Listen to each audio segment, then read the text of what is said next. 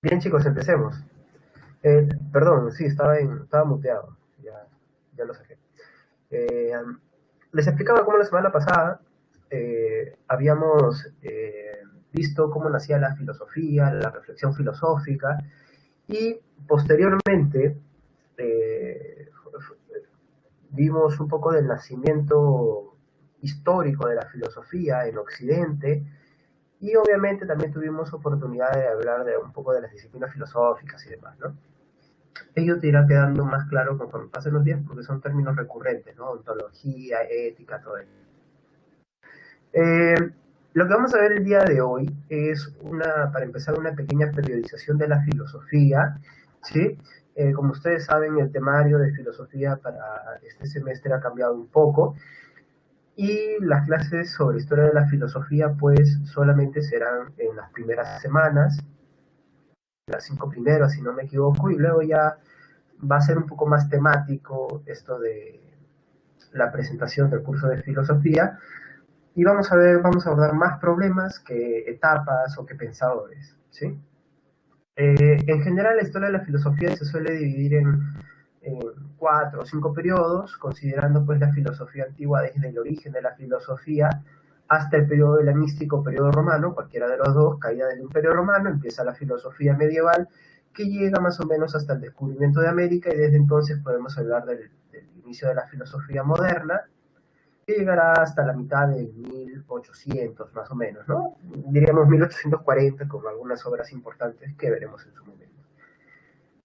Acá se le considera filosofía contemporánea, pero algunos le llaman filosofía postmoderna, ¿no? Porque contemporánea ya no es, ¿no? Pero es una manera de considerarlo y si a ti te preguntan, tú dices que es filosofía contemporánea, ¿no? Así está puesto en nuestro temario.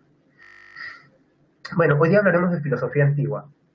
Primero, reconocer que la filosofía antigua se divide en 4 periodos, ¿sí? Donde tenemos el periodo cosmológico o periodo presocrático, después tenemos al periodo socrático o antropológico, y la diferencia entre estos dos periodos es que el primero se preocupa por los problemas de la realidad. Los primeros filósofos se preocupan por saber cuál es el origen de todo lo que existe. Luego vamos a tener pues un periodo antropológico caracterizado por los problemas de lo que es el hombre, que es el alma, que es la virtud, que es el conocimiento, o sea, todo lo relacionado con el hombre. Por eso obviamente se llama antropológico, o también denominado por su máximo representante, periodo socrático. Luego tenemos el periodo de los sistemas, donde dos filósofos en especial, ¿sí? Aristóteles y Platón, tratarán de sistematizar todos los problemas de la filosofía, dando desde su propia perspectiva algunas respuestas a estos problemas que los filósofos del periodo cosmológico y del periodo antropológico habían dejado. ¿Bien?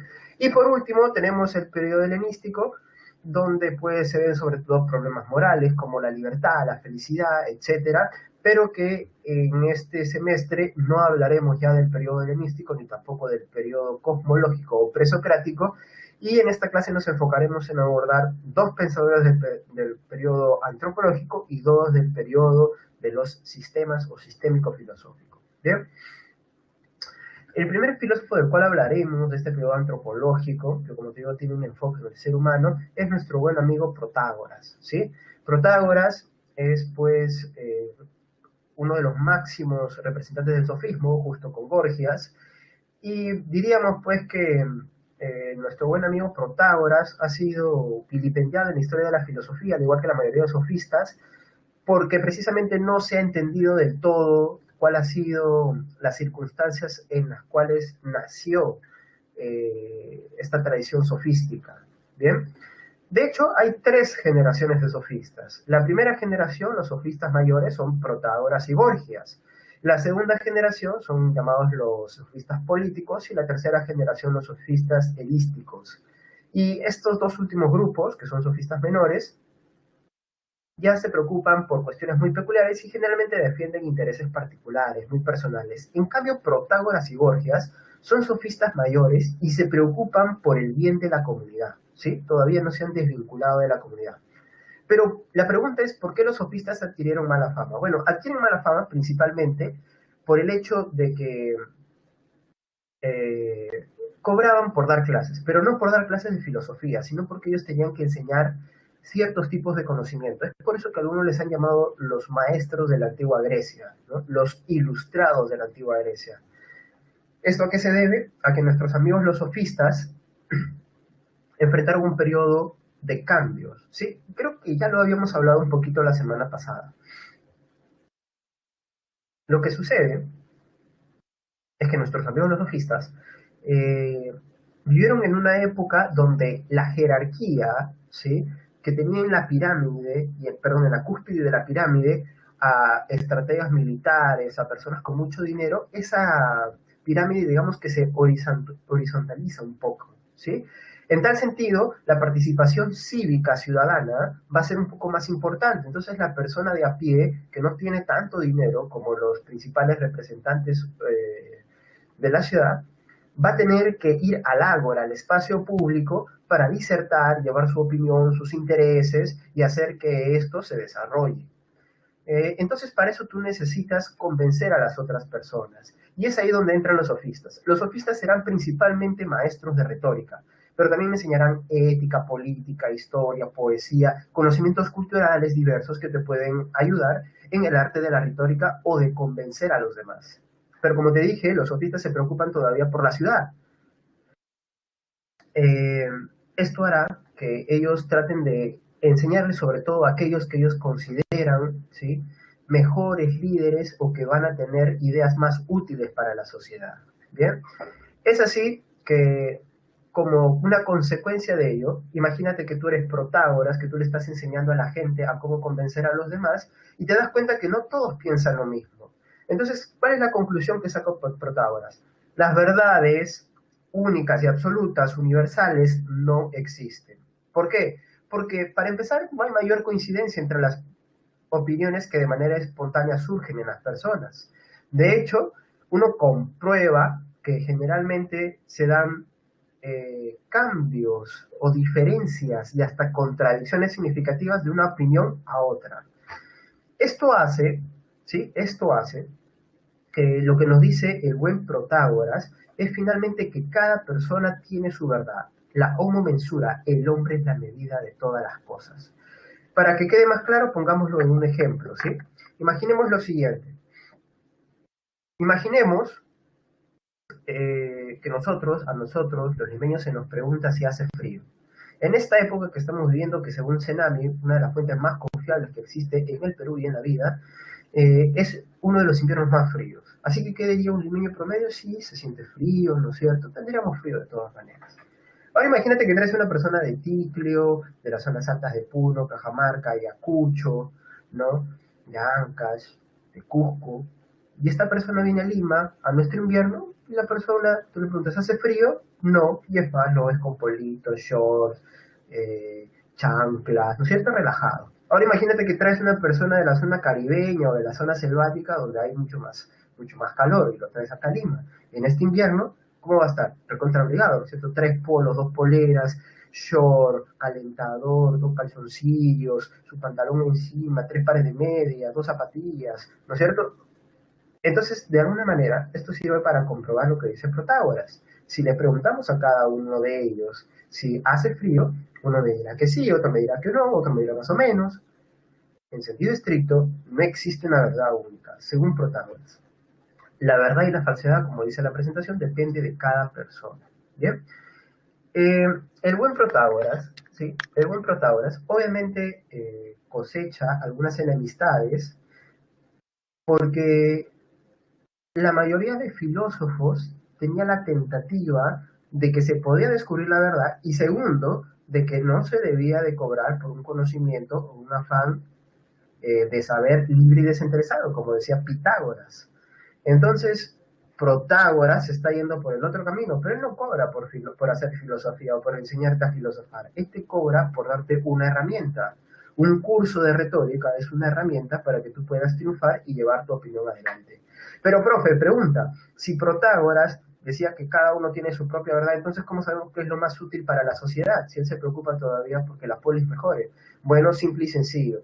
Lo que sucede es que para Protágoras la verdad que tiene que triunfar siempre es la más útil. No se concibe que si se le enseña a alguien retórica sea para llevar una idea estéril, tonta o inútil al triunfo, ¿no? Eso no sucede, dice Protágoras, desde una óptica un tanto realista por momentos, ¿sí? Eh, y entonces, este tipo de opinión va a ser una de las corrientes que vamos a encontrar en el periodo antropológico. La otra vendría encabezada por un señor sumamente famoso.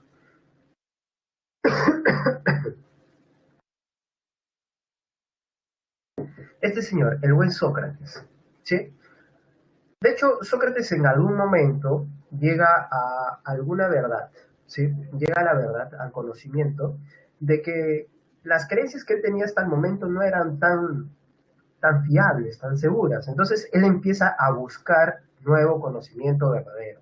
Y para ello tendrá que dialogar con otros ciudadanos atenienses. Es así que tú lo ves a Sócrates caminando como loquito, hablando con cualquiera que se encuentra, pero sobre todo con las personas que son bien estimadas dentro de la sociedad ateniense. Esto es, personas que ocupan un cargo público, personas que tienen mucho dinero, personas respetadas, y les empezará a preguntar por distintas cuestiones, por el amor, la justicia, la libertad, etcétera. Y esto lo que hace es obviamente generarle problemas a Sócrates, porque con las preguntas que él hace genera incomodidad y además muchas veces las personas a las cuales cuestiona quedan mal paradas y se sienten afectadas, se sienten ofendidas, porque los han hecho quedar como bestias, pues, ¿no? Que a nadie le gusta quedar como bestia, aunque lo sea. Entonces, lo que hace Sócrates es de alguna manera ganarse o granjearse enemistades. De hecho, Sócrates sí combatió a los sofistas, como dice la presentación, pero en el plano filosófico, porque en el plano de la sociedad ateniense no hubieron verdaderas rencillas entre ellos. De hecho, Sócrates tuvo una formación prácticamente sofística y eso se ve en sus recursos para tratar de hallar ese principio de verdades que él habla, ¿sí? Bien, a ver, los leo antes de empezar con la explicación detenida de Sócrates.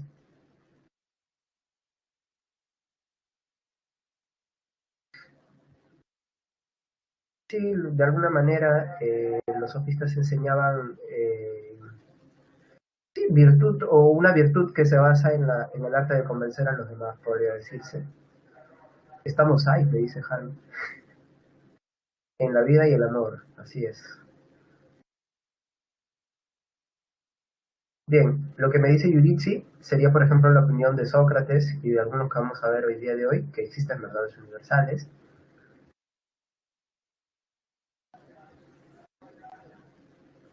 Bien, eh, sí, Jordan, hacen que Sócrates va a hacer que se den cuenta de su ignorancia a la mayoría de ellos.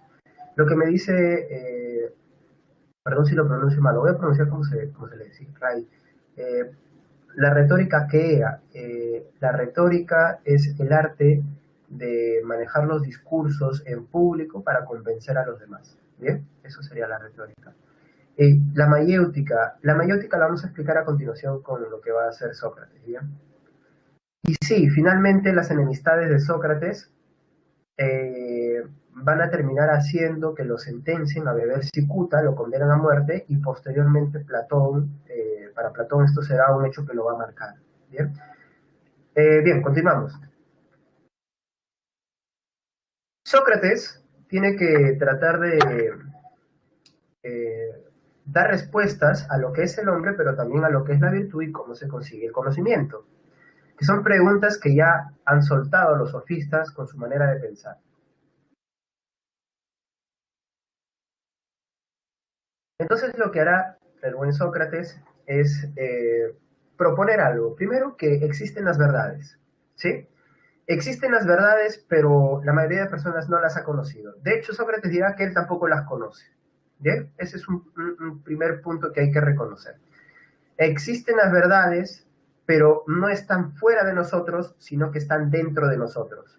Pero sin embargo, desde que nosotros nacemos, nos fijamos más en lo que está afuera y nuestro conocimiento viene de lo que nos dan nuestras sensaciones, nuestro cuerpo, y entonces ahí es cuando pensamos que la verdad es relativa. Pensamos que cada cual tiene su opinión y esa es la verdad para cada quien. Pero lo que dice Sócrates es que realmente existe una verdad, pero esa verdad no está afuera, sino está dentro de ti, en tu alma, así, tipo anime, ¿sí? O sea, la verdad está en tu corazón, algo así te lo diría Sócrates.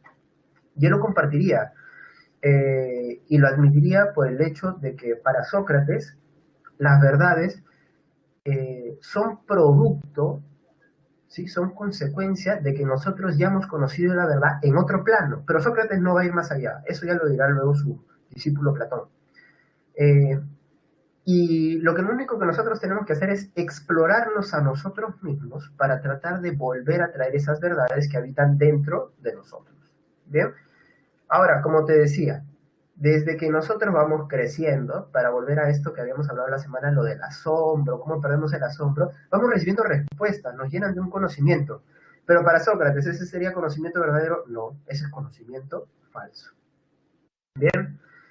Eh, y por eso, para Sócrates, lo primero que hay que hacer es reconocer que ese conocimiento es falso. En otras palabras, reconocer que eres un ignorante. ¿Y Sócrates lo acepta? Sí. Sócrates dice, yo solo sé que nada sé. En otras palabras, lo único que puedo afirmar es que no sé nada. Es por eso que el oráculo de Delfos es esta especie de lugar donde se podían comunicar con la divinidad en la ciudad de Delfos, que está al norte de Atenas, no muy lejos de hecho, y donde la divinidad se supone que decía cosas certeras sobre lo que sucedía y sobre lo que iba a suceder. Y entonces la divinidad comunicó que Sócrates era el hombre más sabio, porque el resto de hombres creen que saben porque han llenado su mente de falso conocimiento, pero Sócrates sabe esto y es el único que lo sabe. Entonces por eso, aunque sepa una sola cosa, es el que más sabe, pues definitivamente. Entonces, lo que enseña Sócrates es, primero, a que debes conocerte a ti mismo. Segundo, reconocer que la mayoría de tu conocimiento es falso. Y tercero, empezar la búsqueda dentro de ti.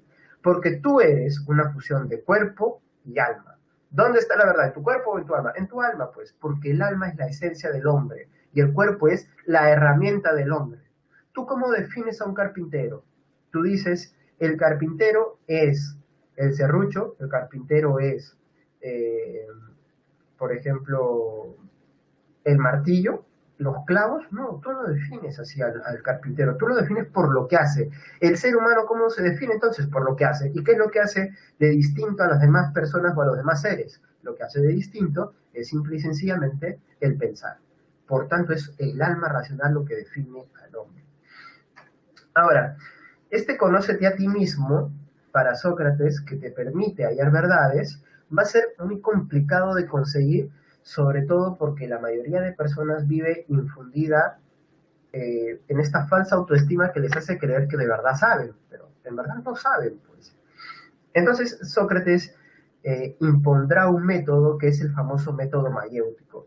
Recordemos que a diferencia de los sofistas, que tratan de convencerte diciéndote muchas cosas y haciéndote pensar y rebatiendo tus argumentos, lo que hará Sócrates en el método mayéutico es una serie de preguntas para que tú mismo aceptes que estabas mal y luego trates de descubrir verdades universales.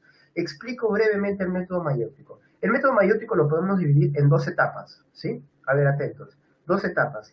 La primera etapa le diríamos la etapa de refutación o negativa. Y la segunda etapa le diríamos la etapa propiamente mayéutica, que es el cuestionamiento positivo.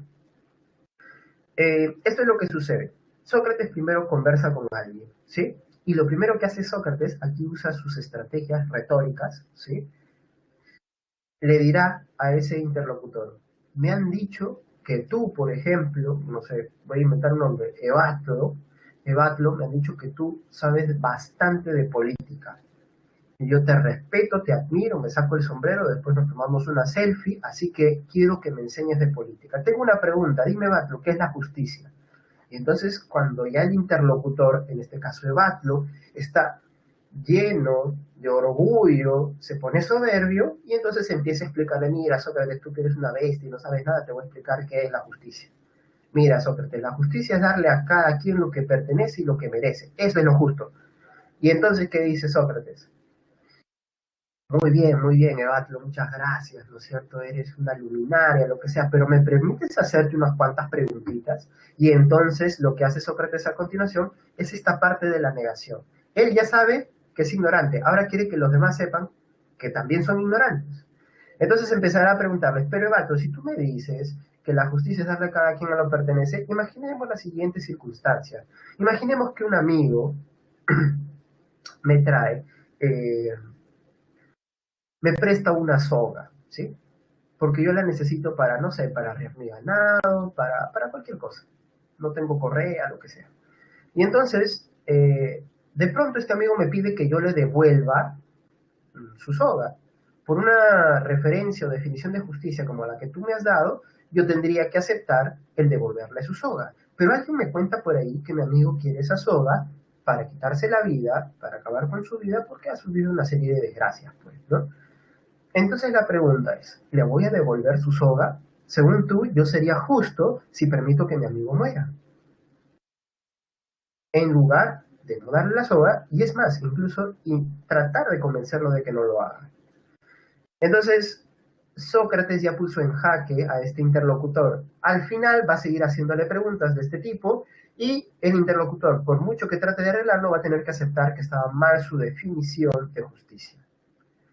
Errado el concepto, entonces hay que buscar conceptos nuevos. El interlocutor, en este caso Evatro, dirá, sí papi Sócrates, tenías razón, yo era ignorante. Ahora tenemos que buscar nuevo conocimiento, pero dímelo pues Sócrates, ¿cuál es la verdad? ¿Cuál es la verdadera definición de justicia? ¿Y qué dirá Sócrates? Tampoco lo sé pues, pero lo podemos descubrir juntos si gustas. Y entonces empezará pues la famosa búsqueda de conocimiento socrática, ¿sí? Entonces, aquí Sócrates se porta, como él bien ha dicho, como una comadrona, como una partera, como una obstetriz. Tratará de hacer que las demás personas obtengan conocimiento a través de preguntas que los hacen rebuscar en su interior, según palabras del mismo Sócrates. Y de esta manera se obtendrán verdades que son universales. Dicho sea de paso, Sócrates tiene estrategias retóricas, usa la ironía, por momentos se burla de manera muy fina y elegante de sus interlocutores, pero de manera muy delicada, ¿sí? Entonces, profe, Sócrates no es un sofista, entonces no lo es, pues porque principalmente combate la idea de que la verdad es relativa, pero usa algunas estrategias que podrían considerarse sofísticas hasta cierto punto, ¿eh? Algunos no lo aceptan. Bien, leo sus consultas antes de pasar al siguiente pensador. Por favor, hagan llegar sus consultas, sus preguntas, los leo.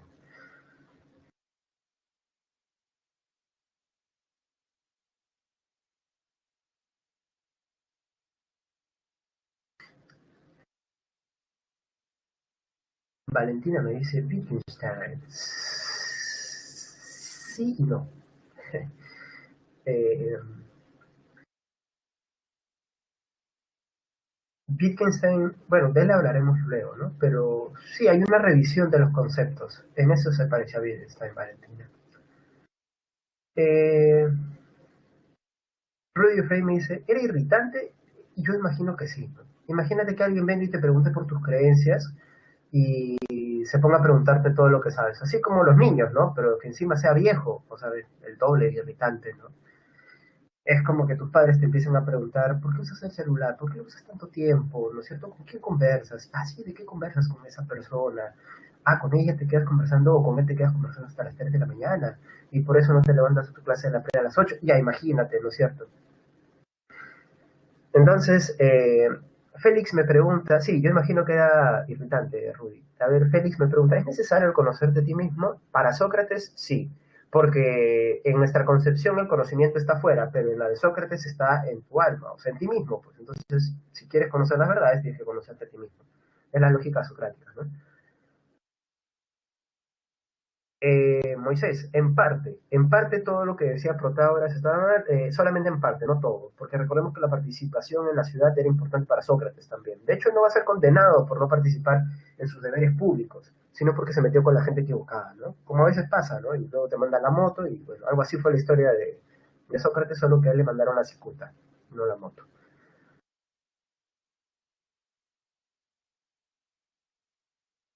Bueno, Rudy, lo que dices es certero, ¿no? Eso es más realista. Sí, nunca vamos a terminar de conocernos. Ciro me dice, o sea que no podemos ver más allá de nosotros mismos. Eso depende, ¿no? Hay quienes creen que hay maneras de conseguirlo a través de la meditación eh, eh, o de estupefacientes. No sé, pero eso no es tema para esta clase.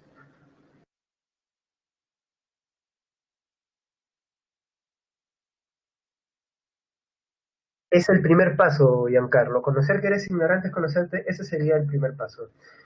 Sí, Hermelinda, y otros caminos. Bueno, ahí lo dejamos, ¿sí? Bien, entonces continuemos con nuestro siguiente pensador, que será discípulo de Sócrates, pero este discípulo de Sócrates, en verdad, eh, dentro de los discípulos de Sócrates va a ser el discípulo mayor, digamos, pero no por edad, sino porque va a ser el mejor, podríamos decirlo de esa manera. Y lo que tratará de hacer este discípulo de Sócrates, que se llamó Aristócles, ¿sí? Será observar con mucho cuidado lo que decía Sócrates y ver cómo lo procesan incluso a su maestro y cómo lo condenan a muerte. Y es lo que se queda sorprendido desde cómo pueden haber condenado al hombre al que se decía era el hombre más sabio de Atenas. Aristócles era una joven promesa en Atenas y se consideraba que si él hubiese decidido dedicarse a la política, hubiese sido un líder como Pericles, o si hubiese dedicado a la poesía o a escribir tragedias, hubiese sido también un gran escritor. Y de hecho Aristócles cambia su vida después de lo que sucede con su maestro Sócrates y fundará una pequeña institución donde se dedicarán a debatir problemas relacionados con la verdad, pues, ¿no? Porque al igual que su maestro cree que existen verdades universales, solo que Aristócles no es conocido como Aristócles, sino que será conocido principalmente por su apodo, su chaplín, su sobrenombre, que es Platón, ¿no es cierto? ¿Y qué significa Platón? Es como acá en Perú tú le digas a alguien espaldón, pues el chapado, el maceta, el de las espaldas amplias, le decían a nuestro buen amigo Platón. Bien, para entender a Platón, y la escuela Rudy se llama la academia, ¿sí? Es la academia. De ahí viene el nombre academia que usamos hasta los tiempos. Bueno, es una manera de decirle en México, Giancarlo, pero sí es válida. Bien, para entender mejor lo que va a ser Platón, tengo que explicarles dos cosas de manera previa. Platón primero tiene que responder a los problemas que dejaron los presocráticos, los que se preguntaban por la realidad y la naturaleza de la realidad. Y lo que sucede es que la naturaleza de la realidad es cambiante, ¿sí? Entonces, este es un primer punto. Platón tiene que responder al problema del cambio. Profe, pero no hay ningún problema con que las cosas cambien. Bueno, para ti no, pero para los filósofos presocráticos sí lo hubo. Y te lo muestro ahora, mira. Sucede que, según los filósofos presocráticos, como este señor que se llamó Parménides, el movimiento significa lo siguiente, obedece a la siguiente lógica. Significa que las cosas pasan de ser a no ser a no ser a no ser. Por ejemplo, imaginemos una semilla que se va a convertir en un árbol. Para que esta semilla pase a ser un árbol, primero tendrá que ser un pequeño germen, una planta, ¿sí? Y al momento en que ya pasó a ser una planta, dejó de ser una semilla. En otras palabras, el cambio implica que uno es y no es a la misma vez. Entonces la pregunta es, ¿puede existir un mundo donde las cosas sean y no sean a la vez? Eso no tiene lógica. Para Parménides, la respuesta es que el cambio no existe. Y Platón asumirá la lógica del cambio de es y no es y no es. Y lo que tratará de hacer es darle una respuesta a este problema. ¿Cómo puedo explicar que la realidad sea o no sea? ¿Niego el cambio como Parménides o lo acepto y doy otra respuesta? Bueno, él dará otra respuesta. Y para eso tenemos que, yo los voy a explicar, ¿sí? Lo que han visto en la diapositiva hace un rato, lo del mundo de las ideas y demás, yo te lo voy a explicar desde este famoso mito, que es el mito de la caverna, ¿sí?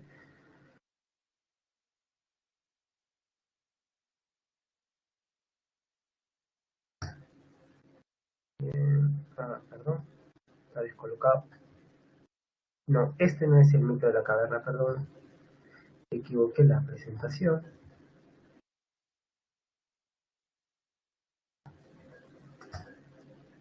Ahí está, este es mejor.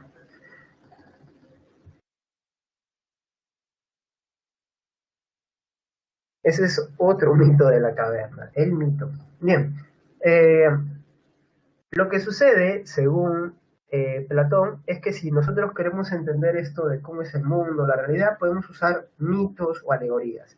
Y él va a usar el mito de la caverna, ¿bien? A ver, atentos para que les quede lo más claro posible.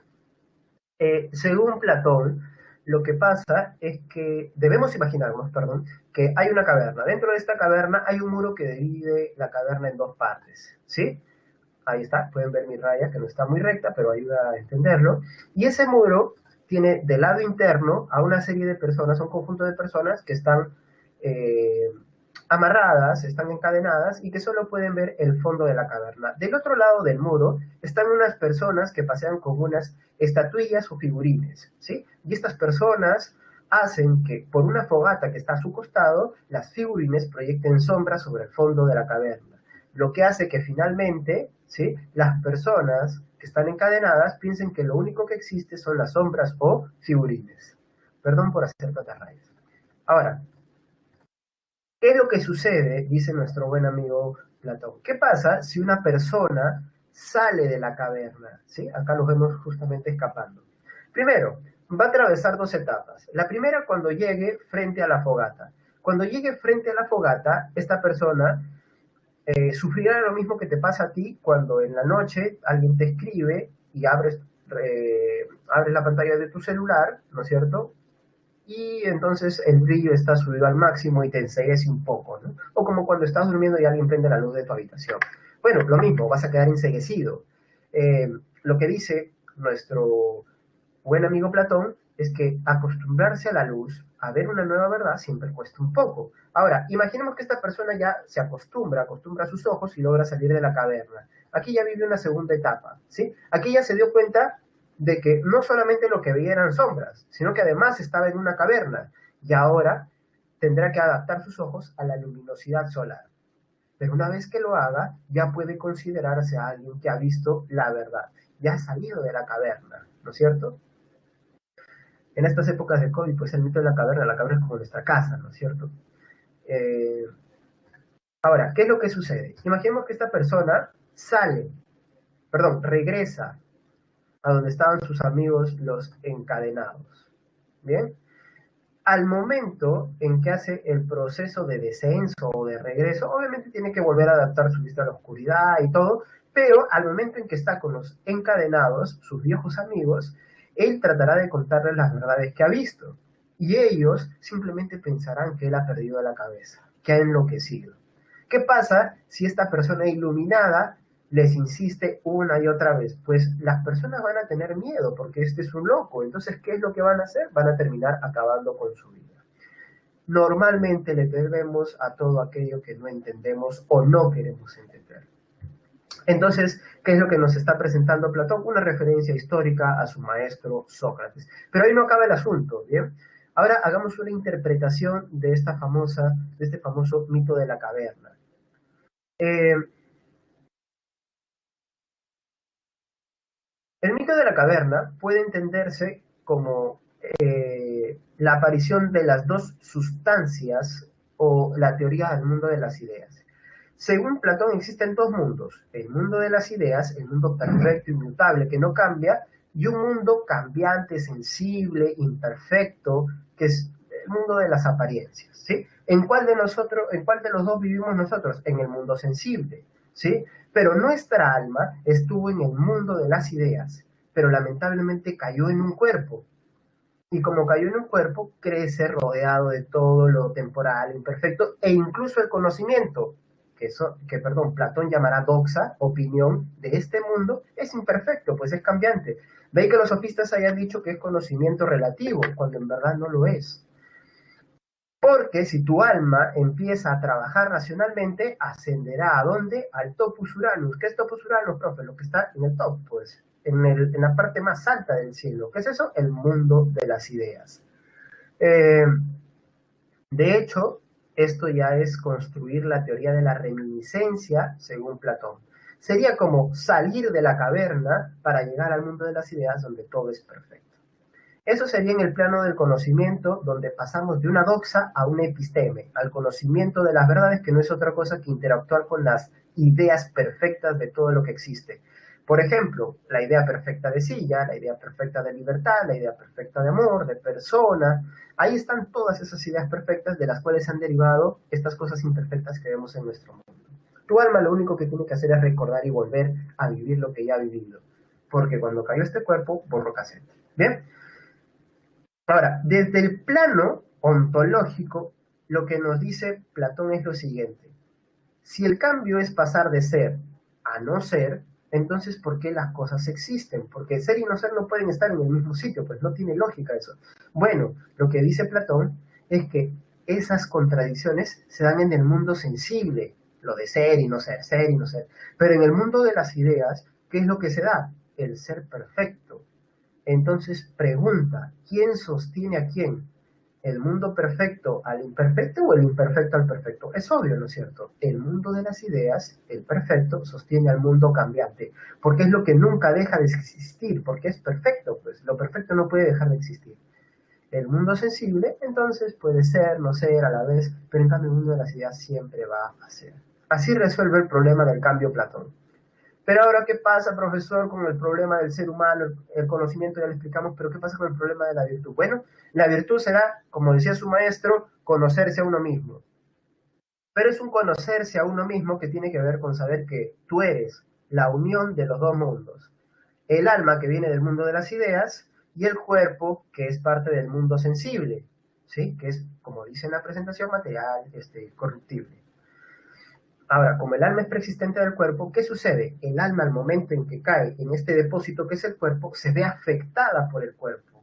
O sea, el cuerpo influencia en el alma, haciendo que el alma no es que se separe, pero que sí, de alguna manera, se divide de acuerdo a las partes que tenemos en el cuerpo y a los efectos que el cuerpo tiene en nuestras almas. Es así que él explicará la teoría del alma tripartita, que se puede entender también a través de un mito o una alegoría, que es la famosa alegoría del carro alado. Esta es la alegoría del carro alado, ¿sí? Según Platón se puede entender nuestra alma como una persona o auriga, como se le llama al que lleva a los caballos en un carro, llevando a dos caballos, o perdón, tratando de coger a dos caballos que tratan de jalar un carro que es alas, que tiene alas, perdón, que es alado. Uno de los caballos es el caballo negro, el otro es el caballo blanco, y el caballo negro es pues arisco, no es dócil, se revela y demás. Y el caballo blanco es un caballo dócil, obediente, bonito, y el auriga siempre le cuesta pues manejar dos caballos con actitudes y comportamientos tan diferentes. El caballo negro sería como la parte del alma que Platón va a llamar el alma concupiscible, ¿sí? Que se ve afectada por los impulsos o deseos bajos. Por ejemplo, lo que tienes en tu vientre, hambre, deseos de supervivencia, que te llevan a veces a la violencia, y por el otro, los deseos sexuales del bajo vientre, que de alguna manera te llevan pues también a actos de violencia que pueden ser, que tienen que ver con aliviar pues los apetitos sexuales. Y el caballo blanco se ubicaría un poquito más arriba, en la zona del pecho, porque ahí es donde se deposita el alma irascible, el alma que se indigna cuando algo injusto, algo innoble sucede. Por eso es que el caballo blanco es el caballo bueno, porque hay veces que dejarse llevar por un impulso puede ser bueno siempre y cuando obedezca a una cuestión racional. Entonces, el auriga tiene que tratar de coger estos dos caballos para que lo lleven hacia arriba. ¿Hacia dónde? Hacia el mundo de las ideas. En otras palabras, si tú quieres conocer, si quieres tener episteme, conocimiento de las verdades ideales perfectas, tienes que controlar esos efectos del cuerpo sobre tu alma. Porque si te dejas llevar por los deseos, nunca vas a conseguir verdades. El sabio, en otras palabras, o el filósofo, diríamos, de una manera más precisa para Platón, tiene que controlar pues estos impulsos, ¿no? Que obviamente están relacionados con su definición de alma, ¿no? Ahí está Platón. Ahora, chicos, nos quedan 15 minutos de clase, tienen un minuto para hacerme todas sus preguntas correspondientes por el chat público.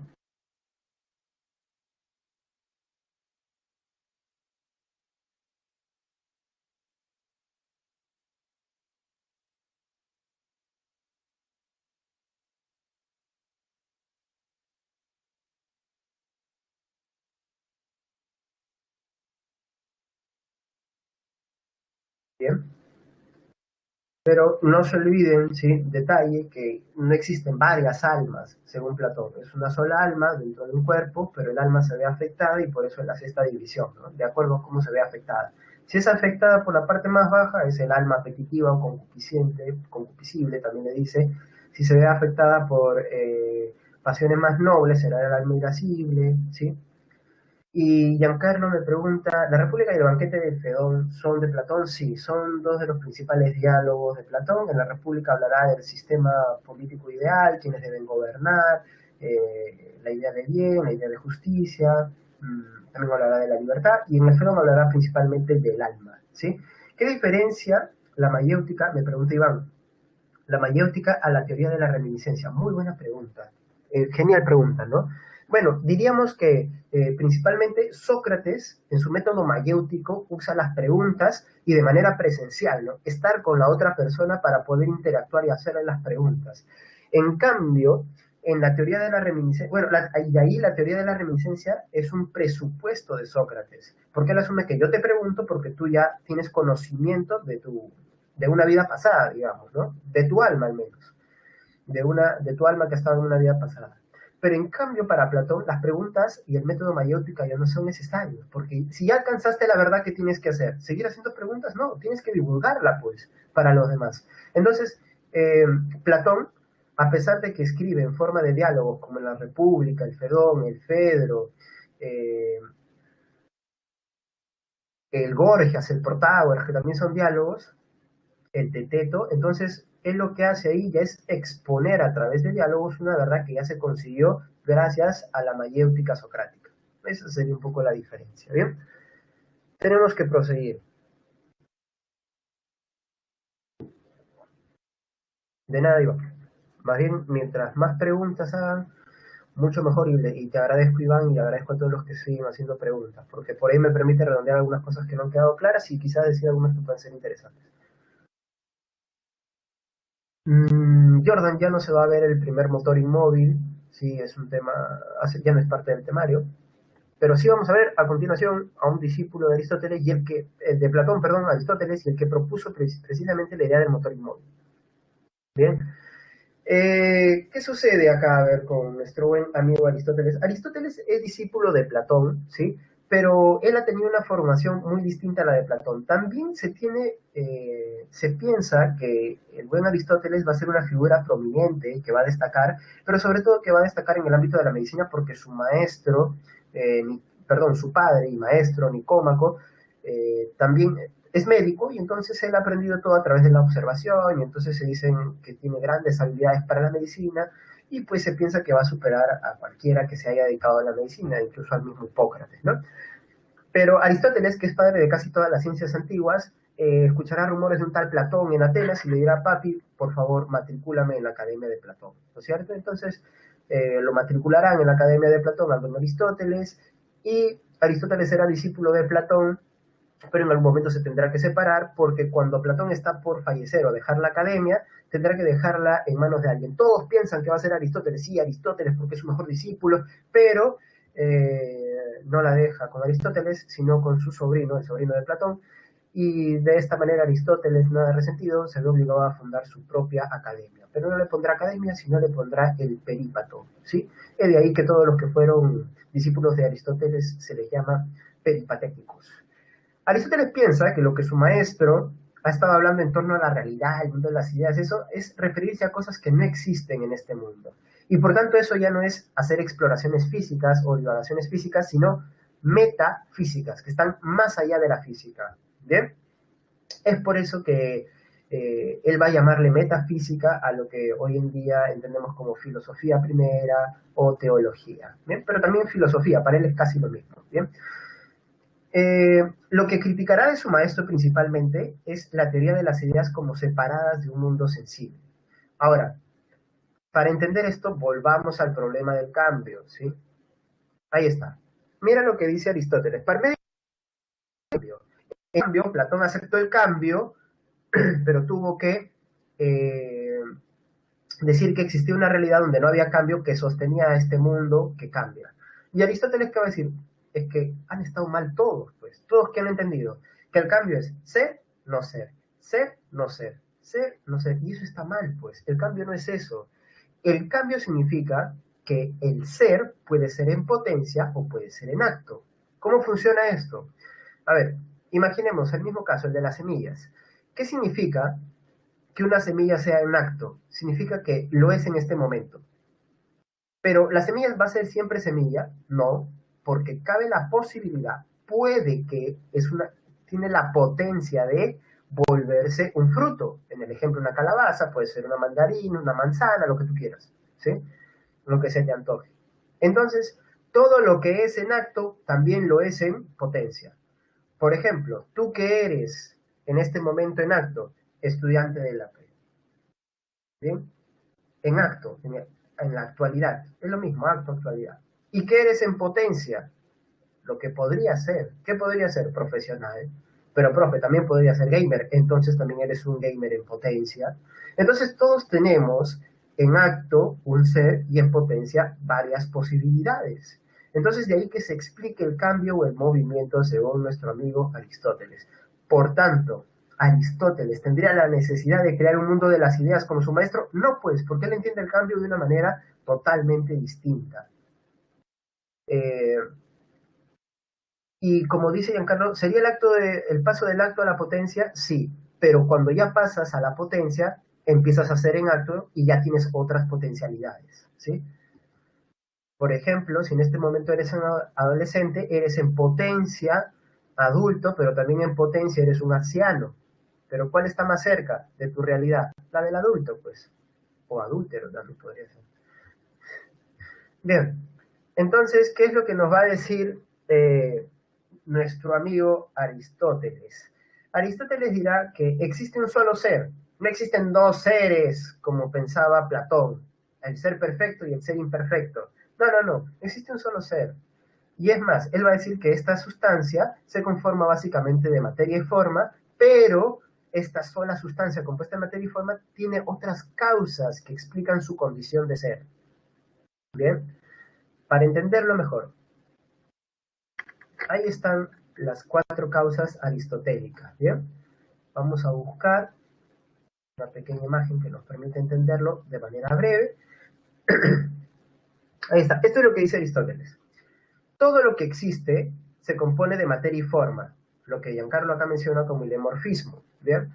Entonces, por ejemplo, una mesa, materia, madera, clavos, pero también una forma. O sea, alguien ha tenido que darle esa forma para que tú puedas llamarlo mesa, si no, no funcionaría como un soporte y demás.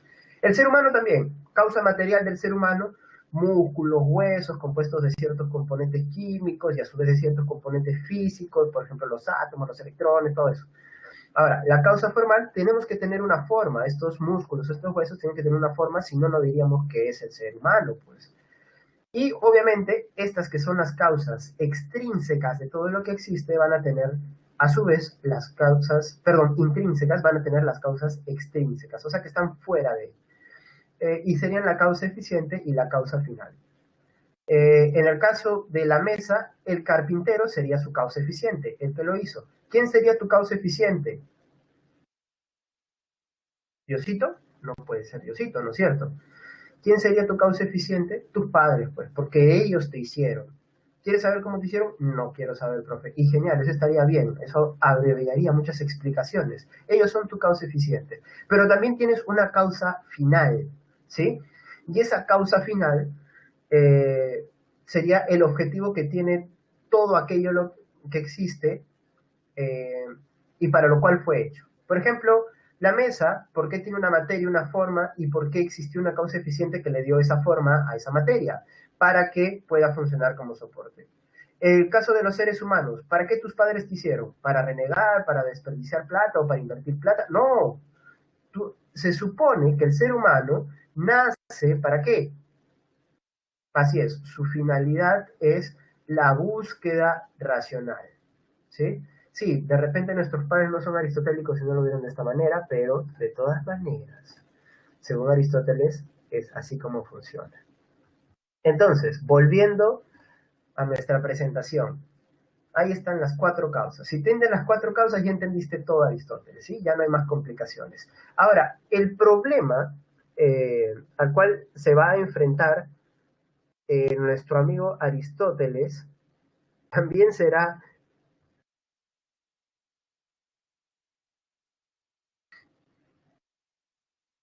Sí, el problema de nuestro amigo Aristóteles también tendrá que ver con lo que es el ser humano y cómo obtiene su conocimiento. Si no existen dos mundos, entonces lo que nos va a decir Aristóteles, a diferencia de su maestro Platón, es que el conocimiento no viene pues del mundo de las ideas. Estás equivocado. El conocimiento nace de nuestra sensación, de nuestras sensaciones, de nuestras experiencias, y lo vamos construyendo con nuestro intelecto. Sí hay verdades, ¿ah? No es relativista, sí hay verdades, pero tengamos cuidado. Estas verdades no vienen del mundo de las ideas, de un recordar, sino las personas pues que nacen sin la posibilidad de tener experiencias, ciertas experiencias, obtendrían el conocimiento normal. No, el conocimiento se construye de los sentidos al intelecto, según nuestro amigo Aristóteles. Y eso tiene que ver también con los grados del ser. En el mundo existen los objetos que son racionales, no racionales, y lo que nos va a decir Aristóteles es porque algunos seres desarrollan ciertas funciones del alma y otros no. Por ejemplo, la función vegetativa del alma la desarrollan las plantas, por ejemplo, y tienen que ver con cumplir funciones básicas como nutrirse, reproducirse y crecer. ¿Bien? Esa es la función vegetativa.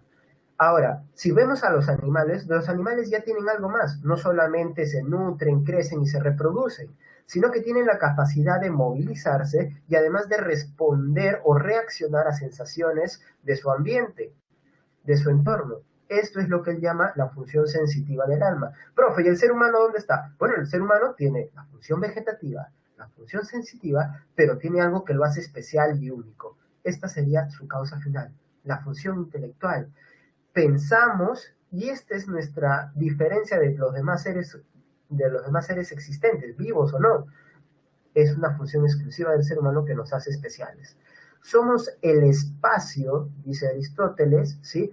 Donde el ser se puede pensar. Nosotros somos los seres que piensan el ser. Sí, parece medio cíclico y circular, pero así es para Aristóteles. ¿Bien? Chicos, dudas, consultas en este momento por el chat público. Mientras tanto, me van respondiendo eh, lo que... acá les dejo la clave y me van respondiendo por favor la encuesta docente. Dejo la diapositiva para que la descarguen. Ya está habilitado para descargar. Y les hago rápidamente la encuesta. Ya saben, A de qué, de amo al profe, B de estuvo bueno, profe, bien, felicitaciones, palmaditas en el hombro, C de se puede mejorar, profe, hay que meterle un poquito de garra. Después la D de deficiente, profe, y la E de expúlsenlo ahora mismo, es lamentable, estropajo, de todo lo que sea malo con él. ¿Bien?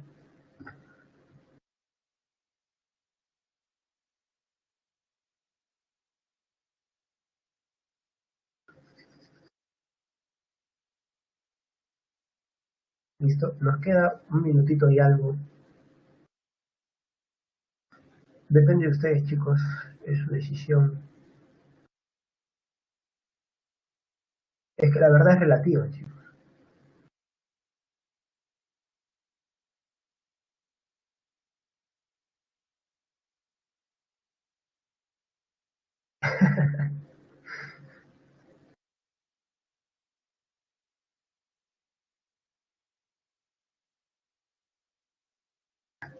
¿Bien? Los sofistas dirían que no todos vamos a tener una misma opinión, ¿no? Muy bien. Bueno, Hugo, afortunadamente nadie me puso de excelente, nadie lo entendió así. Bien, chicos, entonces, ya que no hay mayores, ya que no existen mayores dudas, pues ya saben, si les surge alguna duda en el transcurso del tiempo posterior a esta clase, lo pueden hacer llegar al multichat. Eh, y si tienen dudas conmigo y prefieren resolverlas conmigo, pues las pueden hacer llegar en los minutos que estoy antes de que inicie la clase la próxima semana. Bien. Maricel me dice que se dice que la filosofía te ayuda a conocerte mejor. A veces sí y a veces te confunde más, ¿no?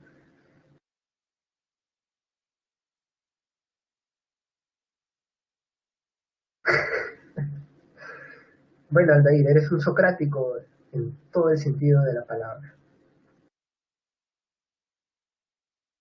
Bien, faltan muchas cosas por conocer, chicos, ya de ustedes depende. Arete significa virtud, Giancarlo, ¿sí? y más o menos hay una virtud para cada uno de los filósofos que hemos visto el día de hoy. Si diríamos que los sofistas, la virtud sería el arte de escoger lo más útil y convencer a los demás. Para Sócrates, conocerse a sí mismo. Para Platón, la virtud sería estar en lograr la episteme, ¿no? Y para Aristóteles, descubrir la finalidad del ser humano. ¿Bien? Sí, pensar. Básicamente todo es pensar, ¿no? La virtud de todos es pensar. Pero lo dicen en términos distintos. Bien, chicos, hasta acá nos quedamos. Buen provecho con su almuerzo. Hoy día que la virtud sea que se zampen toditito su plato de ají de gallina, arroz con pollo, lo que sea, ¿bien? Así que nos vemos, chicos. Cuídense. Un abrazo. Saludos. Próxima semana a la misma hora y por el mismo canal.